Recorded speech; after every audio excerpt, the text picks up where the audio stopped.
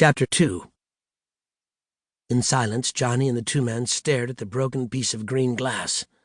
For quite a while, no one could think of anything to say, but finally the professor harumphed, self-importantly. "Humph! God's teeth, Higgy. Is this the prize in the cereal box, It reminds me of a salad plate my Aunt Sally used to own. Or rather, I should say, it reminds me of half a salad plate. Where's the rest of it?"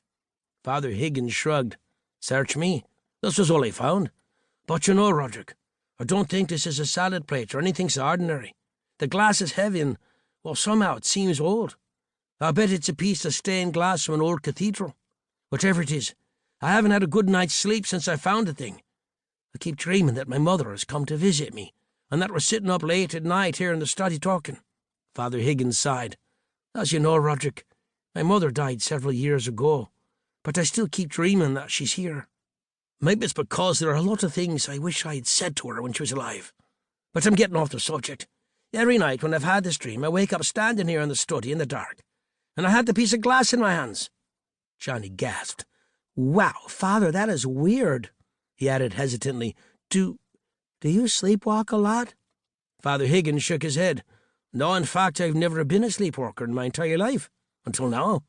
Some piece of devilry is going on, and I'd love to know why." Frowning, the priest slid the piece of glass back into the drawer and locked it. He pocketed the key and turned to the professor with a questioning look. "Do you think I'm going nuts, Rod?" he asked. "Come on, be honest with me."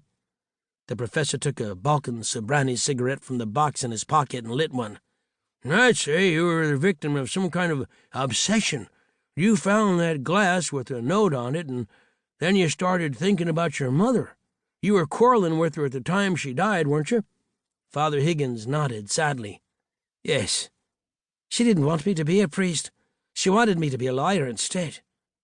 All right, so I might have had my mother on my mind when I found the piece of glass. But how do you explain the ghost leading me to it?" The professor smiled patiently. "Higgy, you know as well as I do that people sometimes see things that aren't there. You may have seen a shaft of moonlight, and then your imagination did the rest." Father Higgins glowered, and the back